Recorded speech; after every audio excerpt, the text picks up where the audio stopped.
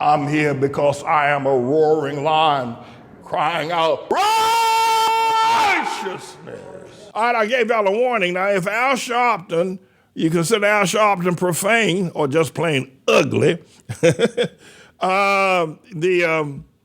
can change the channel. But go up and bring up CI7 Reverend Rat, Al Sharpton. This Tuesday marks 1 year until the 2024 presidential election. But it is also a massively important election day. Hold it. Well, what I want you to look for, first of all, where did he get that monkey suit he's got on? But is how poorly, now he's reading from a teleprompter. You know what a teleprompter is. He's reading something, they got this great big screen, bigger than the side of the hollow wall, and he's reading off the screen. But look how poorly he's reading. He's squinting his eyes, he's misstatement. All you gotta do is just read, man. I'm the worst reader on the planet. And I look like a genius compared to this guy. This guy can't read. And then after you think about that and see how, because I'm gonna let you watch this whole thing, you gotta wonder why MSC keeps this insult on their lineup. I mean, there ain't nobody in white television that's as ignorant and that's as much of an insult as Al Sharpton. You ain't got name me one white reporter that can't read, ain't got no sense, dressing like a monkey. There ain't no white in all of television. Little old small towns across America don't have anybody. Yet MSNBC keeps this character. It's called racism. It's called bait to get black people. Black people, they don't care what they can read or not. All they gonna know if he can say no justice, no peace. That's all they want to hear. After that, they're good to go. Go ahead, Miss Engineer. All across the country, voters will get their chance to weigh in on candidates and issues that will impact this country for years to come. In Ohio, voters will decide on constitutional amendment to protect abortion rights in the state. Opponents of the measure are so afraid of its passage, they tried unsuccessfully to change the rules for ballot measures back in August. But Ohioans weren't having it.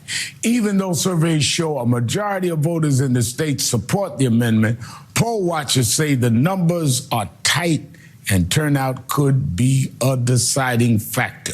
Democrats in the South have a golden opportunity to win a pair of governor's races in the states that normally vote Republican. In Mississippi, Democrat Brandon Presley is locked in a tight race with incumbent Republican Governor Tate Reeves, while in Kentucky, Democratic Governor Andy Beshear is holding on to a slim polling lead over Republican State Attorney General Daniel Cameron. Several other Democrats are poised to make history. Sherelle Parker is running to be Philadelphia's first black female mayor, possibly adding to the rising number of black mayors of major American cities.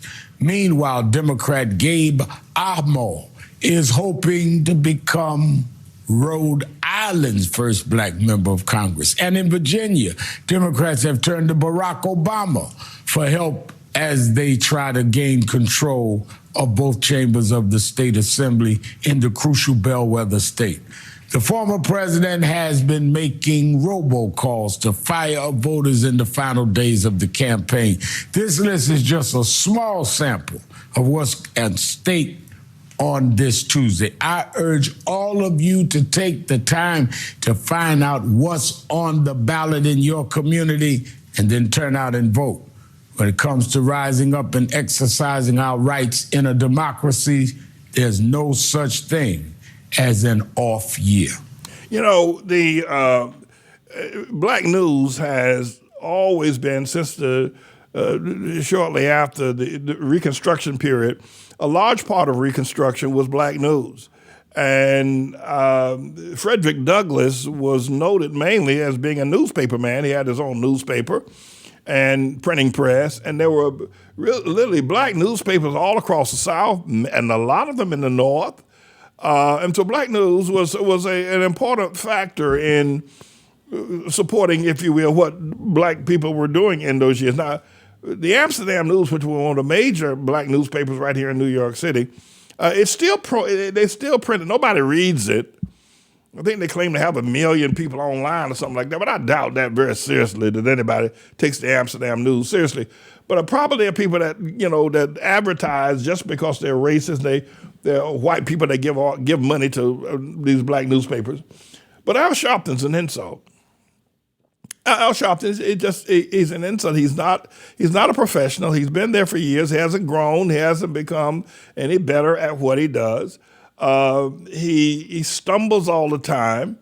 He's just unprofessional in his character presentation.